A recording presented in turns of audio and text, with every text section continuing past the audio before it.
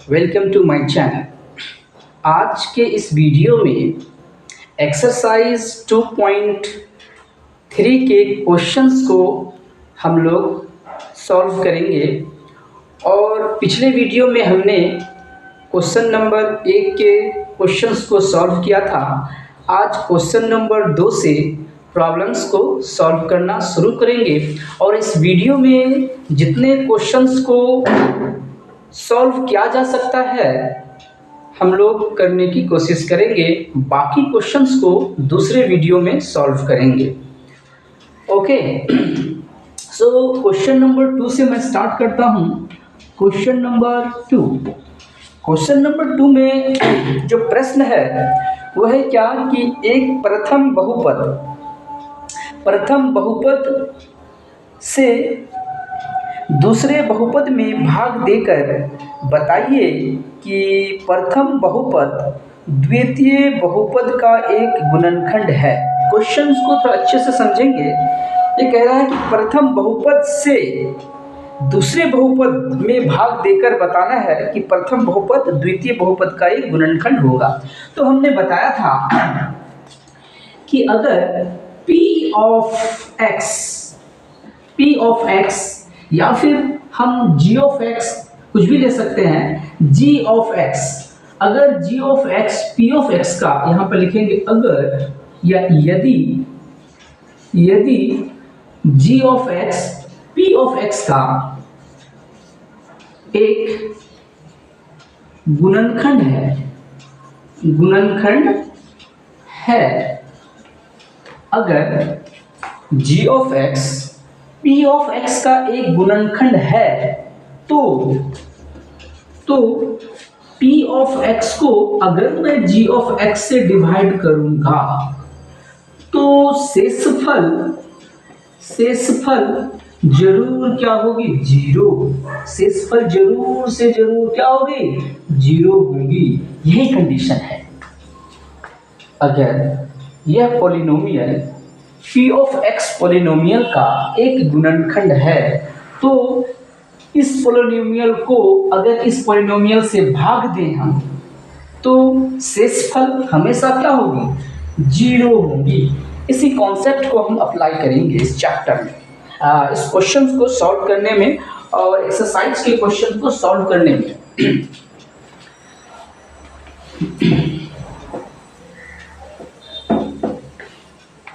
Okay, तो questions को solve करते हैं। क्योंकि बोर्ड में लिखा हुआ जल्दी इरेज नहीं होती है तो समय लगता है, इसके लिए सॉरी। चलिए क्वेश्चंस को देखते हैं। क्वेश्चन को पहले मैं लिख देता हूँ। t स्क्वायर माइनस 3 एक बहुपद है। 2t to the power 4 2t to the power 4 plus 3t square 2t to the power 4 plus 3t square plus 3t square minus 2t square minus 90 minus 2t square minus 90 minus 12 ये बहुपद इस बहुपद का एक गुणनखंड है। इसका मतलब ये है कि इस बहुपद को अगर मैं इस बहुपद से डिवाइड करूं तो शेषफल क्या आनी चाहिए? 0 आनी चाहिए, है ना। ओके, तो मैं क्या करूंगा, इसे अब डिवाइड करूंगा t स्क्वायर माइनस 3 से। तो इसके लिए मैंने वर्किंग रूल लास्ट वीडियो में बताया था कि हमें इसे भाज्य कहते हैं। इस भाज्य वाले बहुपद के उच्चतम घात वाले पद को कंसीडर करनी है और भाजक के उच्चतम घात वाले पद को कंसीडर करनी है। तो इसमें उच्चतम घात वाला पद ये है, ये इसका 2 है, इसका तो 2 है, इसका 1 है। ठीक है जी, इसका 2 है, इसका 1 है, इसका 3 है, इसका 4 है, इसका 3 है, इसका 2 है, इसका 1 है। और इसके घात कितने हैं? 2 है। तो उच्चतम घात वाले पद क्या होंगे? यही होंगे। उच्चतम घात वाले पद भाजक के टी स्क्वायर है और इसके क्या है 2t⁴ है। तो इसी दो पद को हर स्टेप में ना दूसरे स्टेप में जब जो बचेगा उसमें भी देखना उच्चतम घात वाले पद, इसका तो फिक्स ही है t²। तो डिवाइड करनी है, इसके उच्चतम घात वाले पद t⁴ है और बटे t² है। आप ये तो समझ रहे हैं कि इसमें ऊपर 4t है नीचे 2t है, कैंसिल, ये 2t², क्या बच जाएगा 2t²। अब क्या करना है कि जो भागफल होगा ना वो भागफल का प्रथम पद 2t² होगी और इस 2t² को इससे गुना करके जो गुणनफल होगा उस गुणनफल को इसके नीचे लिख देना है। यही प्रोसेस रिपीट करनी है। तो 2t² को अब मैं क्या करूंगा t² - 3 से मल्टीप्लाई, तो 2t² into t², 2t⁴, 2t² into -3, तो 2 इंटू 3 6 और 6t²। Okay, 2t⁴ - 6t², 2t⁴ - 6t²। इस 6t² को कहाँ लिखना है? तो हमने बताया था लास्ट वीडियो की सेम नीचर वाले टर्म के नीचे लिखनी है। तो 6t² को मुझे यहाँ लिखना है -6t²। ये तो क्यूब वाले नीचर के है ना, इसलिए। अब देखिए ये प्लस है तो साइन चेंज करना है, ये प्लस है तो ये माइनस और ये माइनस है तो ये प्लस, ये कैंसिल। और 3t को फिर यहाँ से उतारना है, 3t का क्यूब को उतार दिए साइन के साथ, और ये प्लस है ये माइनस है तो प्लस 6t² में -2t² घटेगा तो बच जाएगी कितनी +4t² -9t -12।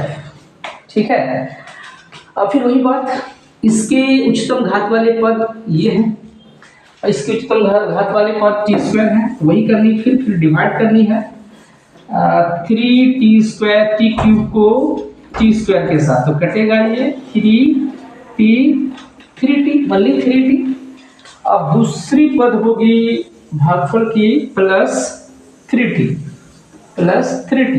अब 3t को क्या करना है, 3t को हमें भागफल के साथ 3t को, ये 3t जो भागफल के सेकंड टर्म है, इस 3t को भाजक के साथ गुना करनी है t² - 3, तो ये जो 3t⁴ 3 -9t, 3t³ -9t, here is -9t।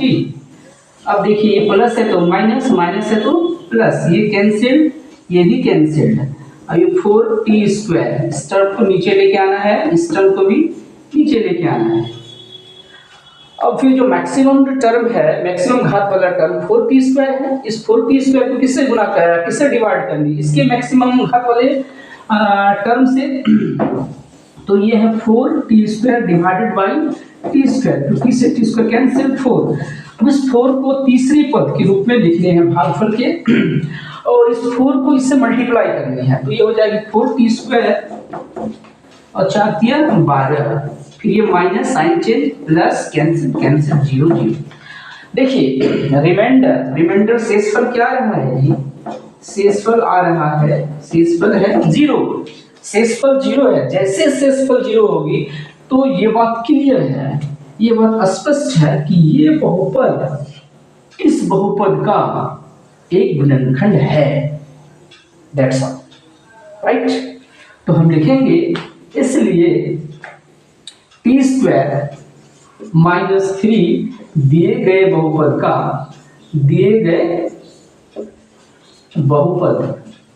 का एक गुणनखंड है, एक गुणनखंड है, that's all, right. Next question को फिर समझेंगे। नेक्स्ट क्वेश्चन भी इसी प्रकार का है, same method, same type of question, same concept कि एक बहुपद को दूसरे बहुपद से भाग देने पर अगर शेषफल 0 हो तो पहले वाले बहुपद को दूसरे वाले बहुपद का एक गुणनखंड कहते हैं, राइट। तो अब अब नेक्स्ट क्वेश्चन आप बना लेंगे, सेम टाइप का है ये। अब हम क्वेश्चन नंबर 3 को समझेंगे। क्वेश्चन नंबर 3, क्वेश्चन नंबर 3 में क्या कहा गया है कि 3x⁴ plus 6x³ minus 2x² minus 10x minus 5 के अन्य सभी शून्यक ज्ञात करें यदि इनके दो शून्यक √5/3 और -√5/3 है। क्वेश्चन तो बहुत अच्छा क्वेश्चन है। इस प्रकार के क्वेश्चंस को बोर्ड में पूछा जाता है। आप ध्यान रखेंगे, इस तरह के क्वेश्चंस को ज़्यादा से ज़्यादा सॉल्व करेंगे। फिर से मैं क्वेश्चंस को बोर्ड पर लिखता हूँ। 3x⁴ plus 6x³ 3x⁴ plus 6x³ minus 2x² minus 10x minus 2x² minus 10x minus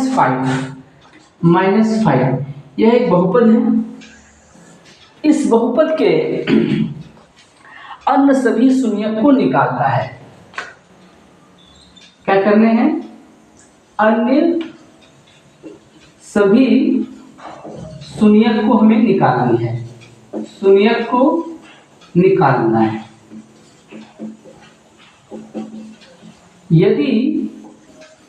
यदि इसके दो शून्यक √5/3 और माइनस √5/3 दिया है, ये दिया हुआ है। अगर इसके दो रूट दिए हुए हैं तो अन्य दो रूट को आपको ज्ञात करना है, यही पूछा जा रहा है। अगर इस बहुपद के दो शून्यक दिया हो तो आपको अन्य दो शून्यक को निकालनी है। जरा गौर कीजिए कि इस बहुपद के उच्च घात 4 है। तो मैंने पिछले वीडियो में बताया था कि इस बहुपद के एटमोस्ट 4 शून्यक होंगे। अधिकतम कितने शून्यक होंगे? 4 शून्यक। तो 4 शून्यक में से 2 शून्यक तो दिया हुआ है, बाकी 2 शून्यक को कैसे निकाला जाए, इसके लिए आज मैं बताने जा रहा हूं। तो सबसे पहले, चूंकि ये इसका शून्यक है, चूंकि लिखेंगे चूंकि √5/3 और ठीक है माइनस √5/3 दिए गए बहुपद का शून्यक है। जब यह शून्यक है तो इसे इस पर रखने पर इसकी वैल्यू क्या हो जाएगी? 0। इसकी वैल्यू क्या हो जाएगी? 0। दिस इंप्लाई x = क्या होगी? √5/3 और x = क्या होगी? -√5/3। दिस इंप्लाई इस रूट को, इस वैल्यू को मैं LHS साइड लेके आऊंगा, तो x की प्लस साइड करा के माइनस = 0। ये माइनस है तो LHS साइड आकर के प्लस, तो x प्लस 5/√3 = 0। अब इस दोनों फैक्टर को मैं मल्टीप्लाई कर दूंगा, तो x minus 5/√3 into x plus 5/√3 बराबर 0। अब यहाँ देखिए, ये a plus B into A minus B के फॉर्म में है, जिसका फॉर्मूला होता है a² माइनस b² बराबर a plus B into A minus B. देखिए तो जरा है ना इस फॉर्म में, इसे लिखा जा सकता है x² माइनस 5/√3 का स्क्वायर = 0। फिर इसे लिखा जा सकता है x² माइनस 5/3 = 0। इसे लिखा जा सकता है 3x² माइनस 5/3 = 0। 3x² माइनस 5 बराबर 0। तो हमें g(x) एक बहुपद मिल गई, क्या? 3x² minus 5 is equal to यानी 5 g of x is equal to 3x² minus 5। यह एक बहुपद हमें प्राप्त हो गई। अब क्या करना है हमें, इस बहुपद को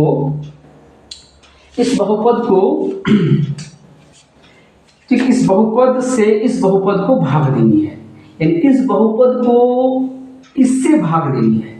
भाग देने के बाद जो भागफल होगी, जो बहुपद भागफल होगी, उस बहुपद को गुणनखंड करके हम अन्य दो शून्यक को ज्ञात कर सकते हैं। फिर से समझिए कि अब क्या करनी होगी, दिए गए रूट से हमें एक बहुपद बना लेनी है। अब इस बहुपद से इस बहुपद को भाग देनी है। ठीक है, दिए गए रूट से दिए गए शून्यक से एक बहुपद बना लेनी है, जिसे इस बहुपद को इस बहुपद से भाग देनी है। भाग देने के बाद जो भागफल होगी, उस भागफल को फिर गुणनखंड करके अन्य दो शून्यक को निकाला जा सकता है। तो ये बहुपद हो गई हमारे पास। हमारे पास अभी ये बहुपद है। अब मैं क्या करूंगा, इस बहुपद से इस बहुपद को भाग दूंगा। बात को समझिए। अब मैं क्या करूंगा, अन्य शून्यक को ज्ञात करने के लिए 3x⁴ इस बहुपद को भाग दूंगा इस बहुपद से, जो अभी मैंने शून्यक से बनाया है, 3x² माइनस 5। ठीक है, और जो भागफल होंगी ना, जो भागफल प्राप्त होंगी, उस भागफल से, चूंकि भागफल भी बहुपद होंगी, उस बहुपद को गुणनखंड करके फिर मैं अन्य शून्यक को ज्ञात कर सकता हूँ। यही फंडा है, इसी से हमें अन्य शून्यक को ज्ञात करनी है। ठीक है, राइट। अब जरा समझनी है कि इस बहुपद के उच्चतम घात वाले पद क्या है। ये है, और इसके उच्चतम घात वाले पद क्या है, 3x²। Same process. अब फिर हमें क्या करनी है, इसके उच्चतम घात वाले पद को भाजक के उच्चतम घात वाले पद से डिवाइड करनी है। ठीक है जी, 3x⁴। ओके, तो ये 3 से 3 कैंसिल्ड, x² से x² तो बचेंगे x²। अब इस x² को हमें भागफल के प्रथम पद के रूप में लिख देनी है, और x² को इस भाजक से गुणा करनी है। तो 3x² माइनस 5 इंटू x²। जैसे नंबर को जो डिवाइड करते हैं, टेबल पढ़ते हैं कितने बार में वो आ रहा है, तो सेम उसी तरह से x², तो 3x⁴ minus 5x²।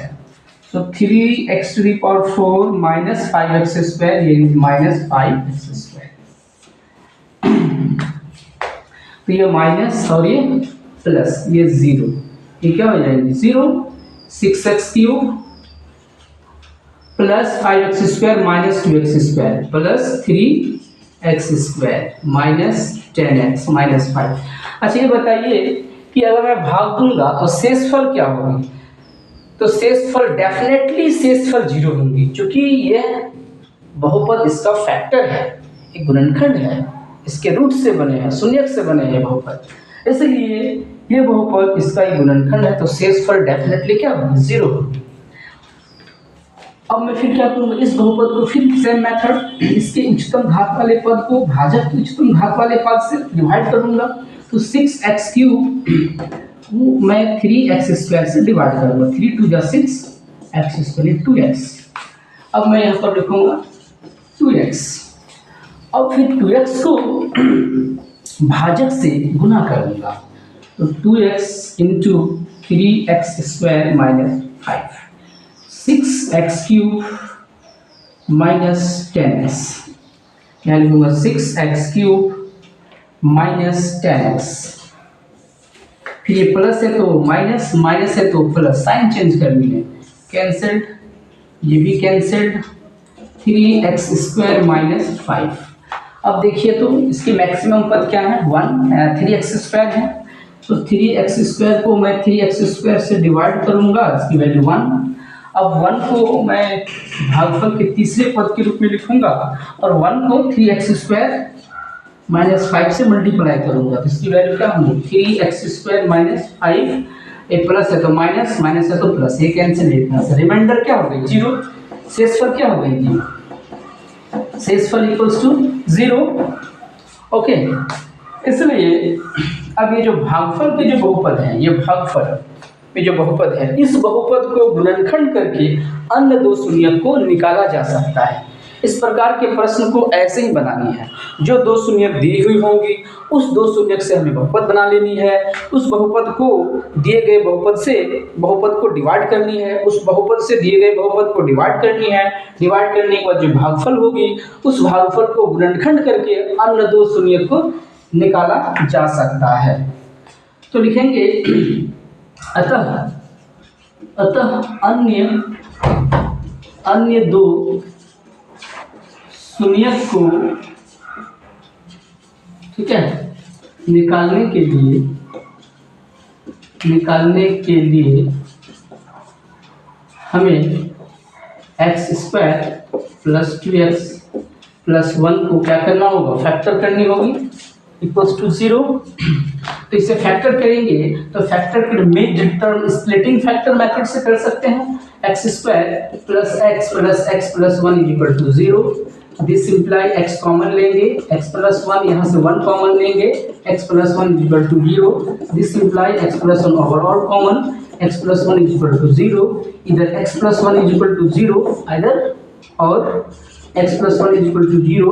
From here x is equal to -1. From here x is equal to -1. इसलिए अन्य दो शून्यक क्या हो जाएंगे, -1 -1, दैट्स ऑल।